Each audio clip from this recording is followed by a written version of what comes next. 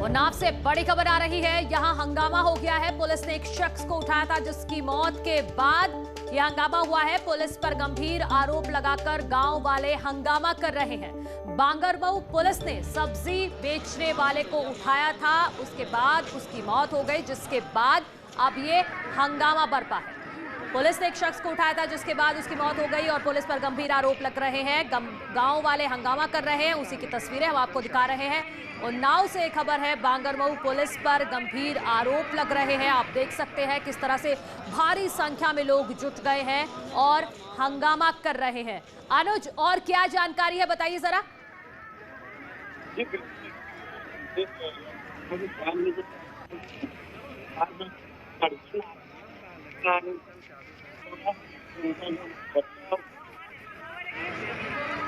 अनुज, आएंगे आपके पास। आपकी आवाज में कुछ दिक्कत आ रही है, उसे ठीक कर लीजिए। लेकिन बड़ी खबर हम आपको बता रहे हैं, उन्नाव से बांगरमऊ पुलिस पर गंभीर आरोप लग रहे हैं। वहां पर लोग हंगामा कर रहे हैं। तस्वीरें आप देख सकते हैं। दरअसल एक सब्जी बेचने वाले को पुलिस उठा के ले गई, उसके बाद उसकी मौत हो गई और अब हंगामा कर रहे हैं गांव वाले।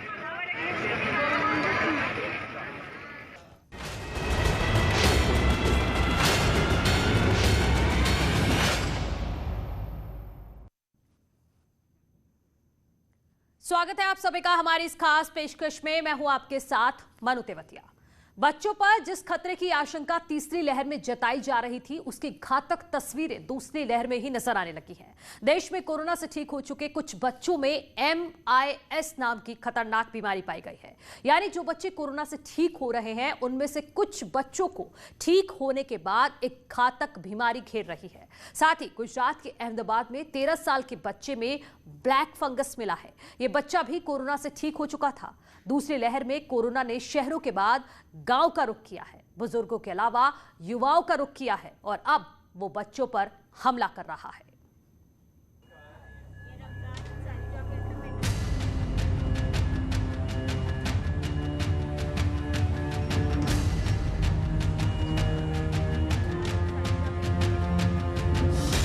कोरोना कहर के बीच 3 चुनौतियां। कोरोना वायरस को लेकर देश एक तो नहीं बल्कि 3 बड़ी चुनौतियों का सामना कर रहा है। तीसरी लहर से पहले जो तस्वीरें नजर आ रही हैं, वो काफी हैरान करने वाली हैं। कोरोना की तीसरी लहर को लेकर सबसे ज्यादा चिंता बच्चों की है। इसके लिए महाराष्ट्र, राजस्थान, यूपी समेत कई राज्यों ने तैयारियां शुरू कर दी हैं। दूसरी चुनौती यह है कि बच्चों में कोरोना से ठीक होने के बाद MIS यानी मल्टी सिस्टम इन्फ्लेमेटरी सिंड्रोम का खतरा देखा जा रहा है। इसके बारे में आपको आगे बताएंगे।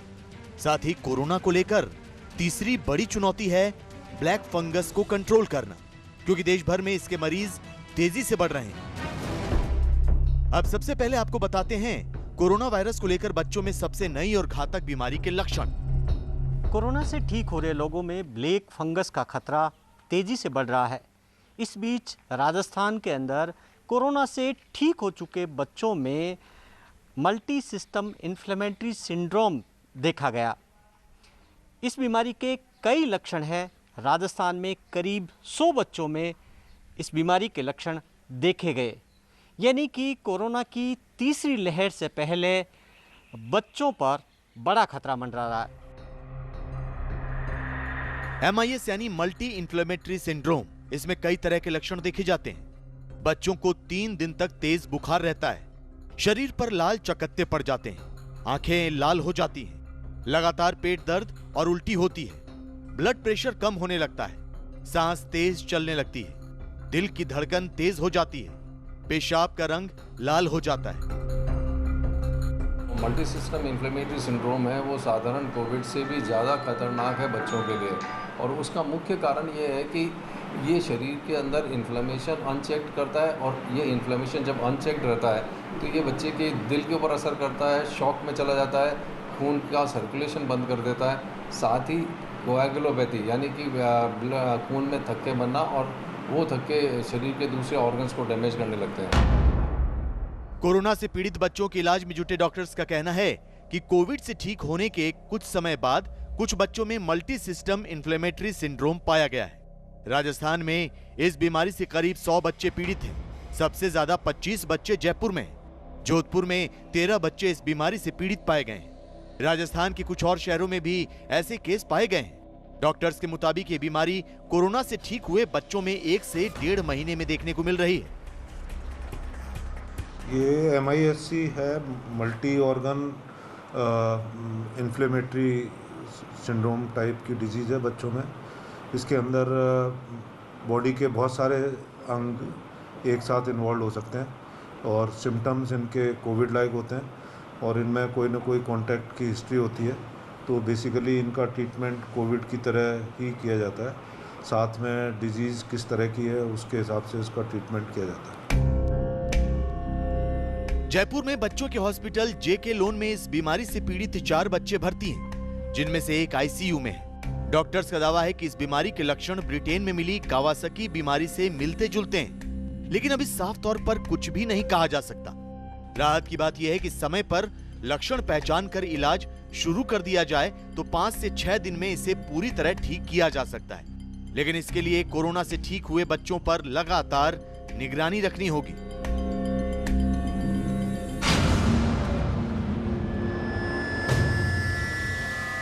कोरोना महामारी के साथ साथ ब्लैक फंगस की मुसीबत अब बच्चों में दिखने लगी है।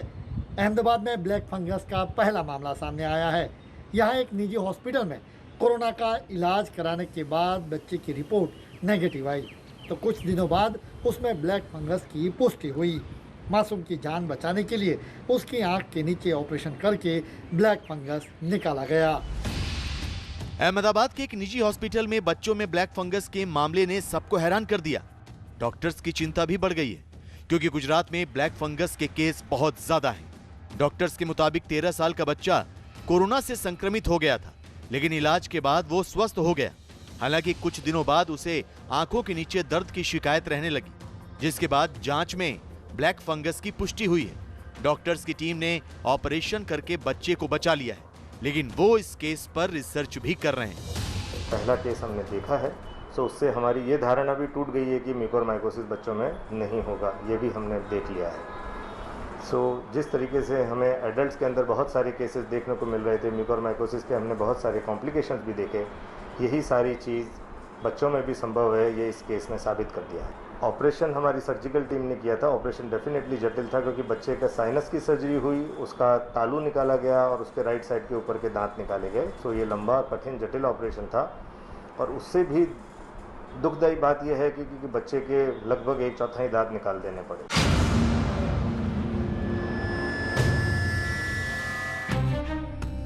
महाराष्ट्र में कोरोना की तीसरी लहर के मद्देनजर बच्चों पर आधारित मेडिकल रणनीति बनाई गई है। राज्य भर में चाइल्ड स्पेशलिस्ट लोगों की एक अलग टास्क फोर्स बनी है। मुख्यमंत्री उद्धव ठाकरे के निर्देश पर बनी टास्क फोर्स पूरे राज्य में सभी छोटे बड़े शहरों में डॉक्टर्स को बच्चों के मामलों पर सलाह देंगे। साथ ही राज्य सरकार को भी जरूरी उपाय करने के लिए अपनी राय देगी। महाराष्ट्र में सभी जगहों पर एक अलग चाइल्ड केयर यूनिट बनाने का काम भी शुरू हो चुका है।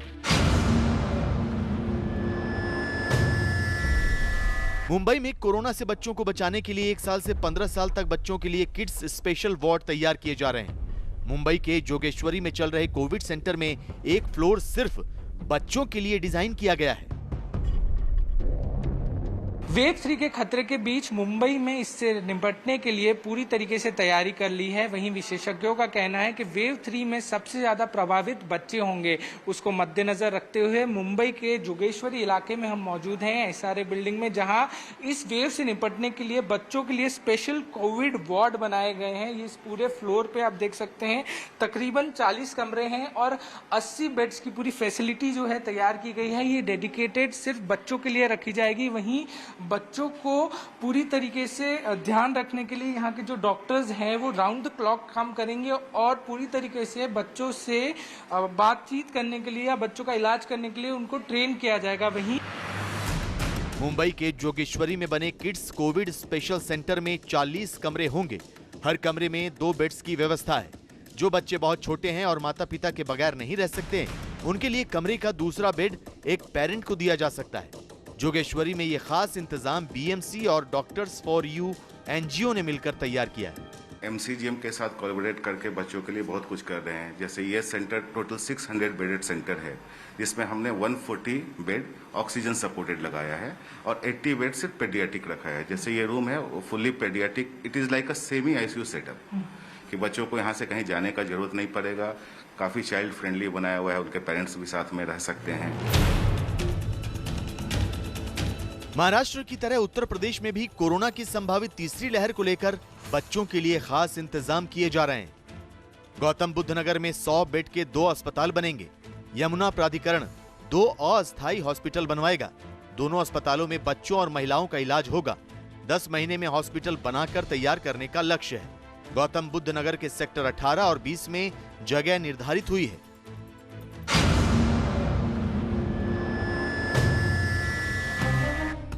कोरोना के खिलाफ लड़ाई में sir HN Reliance foundation hospital ने एक बार फिर अहम भूमिका निभाई है। रिलायंस फाउंडेशन की ओर से वर्ली में national sports club of India में 650 बेड वाला हॉस्पिटल चलाया जा रहा है। इसमें 100 बेड विशेष तौर पर बच्चों के लिए तैयार किए गए हैं। इसके अलावा 20 ICU बेड भी बनाए गए हैं। रिलायंस फाउंडेशन 500 फ्रंटलाइन वर्कर्स, जिनमें डॉक्टर्स, नर्स और नॉन मेडिकल स्टाफ शामिल हैं, जो मेडिकल सुविधाओं की लगातार निगरानी कर रहा है। रिलायंस फाउंडेशन ने कोरोना को लेकर चल रही जंग में लोगों का साथ देने का संकल्प दोहराया है। रिलायंस फाउंडेशन की चेयरपर्सन नीता अंबानी ने कहा है, कोरोना की वजह से दुख की इस घड़ी में हमारी संवेदनाएं पीड़ित परिवारों के साथ हैं। वो लोग जिन्होंने अपनों को खोया है, उनकी तकलीफें बहुत ज्यादा हैं। हम कोविड-19 के खिलाफ इस लड़ाई में वो सब कुछ करेंगे जिससे देश मजबूती के साथ इस हालात का मुकाबला कर सके। मौजूदा वक्त में कोविड-19 का सबसे ज्यादा असर युवाओं और बच्चों पर पड़ रहा है। Reliance foundation national sports club of India के अस्पताल में बेड, संसाधन और ऑक्सीजन सप्लाई बढ़ाएगा। मैं सभी फ्रंटलाइन वर्कर्स को सलाम करती हूं, जो दिन रात बिना रुके, बिना थके और समर्पित भाव से मरीजों की सेवा कर रहे हैं। हम सब एकजुट होकर इस मुश्किल पर विजय पा लेंगे। कोरोना की दूसरी लहर के लिए देश पूरी तरह तैयार नहीं था, लेकिन तीसरी संभावित लहर में बच्चों को हर खतरे से बचाने के लिए राज्य सरकारें इंतजाम कर रही हैं। हर लहर में हमें पहले से ज्यादा सावधान रहना होगा। इस बार कोरोना वायरस से ठीक होने के बाद जिस तरह बाकी बीमारियों का खतरा बढ़ रहा है, उसे लेकर सतर्क और जागरूक रहना होगा, क्योंकि सबसे बड़ा संभावित संकट बच्चों को लेकर है। हमें मासूमों को कोरोना से भी बचाना है और ठीक होने वाले बच्चों को उसके साइड इफेक्ट से भी सुरक्षित रखना है। Welcome back. कहा जा रहा है कि तीसरी लहर बच्चों पर कहर बनकर टूट सकती है। केंद्र सरकार, ICMR और राज्य सरकारें अपने अपने स्तर पर बच्चों को बचाने की तैयारी में जुटी हुई हैं। लेकिन कोरोना से बचाव का सबसे अचूक और कारगर तरीका है वैक्सीन। बच्चों के लिए वैक्सीन की मांग पहले से हो चुकी है। अब ICMR और DGCI ने 2 साल से लेकर 18 साल के बच्चों पर वैक्सीन के क्लिनिकल ट्रायल को मंजूरी दी है। जल्दी भारत बायोटेक पहले चरण का ट्रायल शुरू करने जा रहा है। देखिए कैसे और कहां शुरू होने जा रहा है बच्चों पर वैक्सीन का ट्रायल। चीन के फैलाए वायरस की दूसरी चोट से देश कराह रहा है। दूसरी बार वायरस सुनामी बनकर फैला। मार्च के आखिरी हफ्ते से अप्रैल की शुरुआत तक केरल, महाराष्ट्र और पंजाब से निकलकर देश के दूसरे राज्यों में वायरस ने कोहराम मचा दिया। अस्पतालों की व्यवस्था चरमरा गई। मरीजों को ऑक्सीजन के अभाव में दम तोड़ना पड़ा। अस्पतालों में बेड नहीं मिले। हालात ऐसे बन पड़े कि बीमारी की चपेट में आए लोग असहाय हो गए। न सरकारें मदद पहुंचा पाई, न मौजूदा सिस्टम काम आ सका। दूसरी लहर से देश, राज्य की सरकारों और सिस्टम चलाने वाली मशीनरी ने यह सबक लिया है कि तैयारियों की कमी का खमियाजा देश को बुरी तरह भुगतना पड़ा। इसीलिए दूसरी लहर के खात्मे से पहले तीसरी लहर की तैयारियों पर जोर दिया जा रहा है। सेकंड वेव के बीच वायरस म्यूटेशन की वजह से अब युवाओं और बच्चों के लिए भी ज्यादा चिंता जताई जा रही है।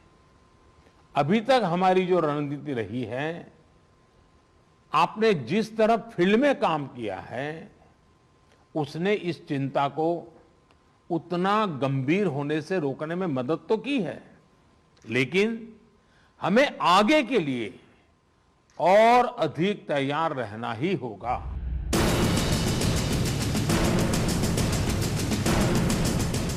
महामारी में अब तक सबसे सुरक्षित रहे बच्चे। मार्च 2020 से देश में कमोबेश ही स्कूल खुले होंगे। देश के बच्चों को वायरस से बचाने का यही एकमात्र रास्ता है कि उन्हें घर में बंद रखा जाए। लेकिन दूसरी लहर में वायरस ने जिस घातक रफ्तार से लोगों को शिकार बनाया है, उससे देश डरा हुआ है। अनुमान है कि कोरोना की दूसरी लहर का कहर जुलाई के अंत तक धीमा पड़ जाएगा, जो राहत वाली बात है। लेकिन अगले 6 से 8 महीने के भीतर कोरोना की तीसरी लहर को लेकर चिंता जताई जा रही है। अंदेशा लगाया जा रहा है कि तीसरी लहर में बच्चों के ऊपर बुरा असर पड़ सकता है। यही वजह है कि केंद्र से लेकर राज्य सरकारें तीसरी लहर को लेकर अभी से सचेत हो गई हैं। केंद्रीय स्वास्थ्य मंत्री ने आज 9 राज्यों और केंद्र शासित प्रदेशों के स्वास्थ्य मंत्रियों के साथ वीडियो कॉन्फ्रेंसिंग की और कोरोना की तीसरी लहर पर तैयारियों के लिए आगाह किया। इस बात की चर्चा जरूर है कि आने वाले समय में अगर वायरस के अंदर और म्यूटेशन होगा तो शायद वो बच्चों को ज़्यादा प्रभावित कर सकता है।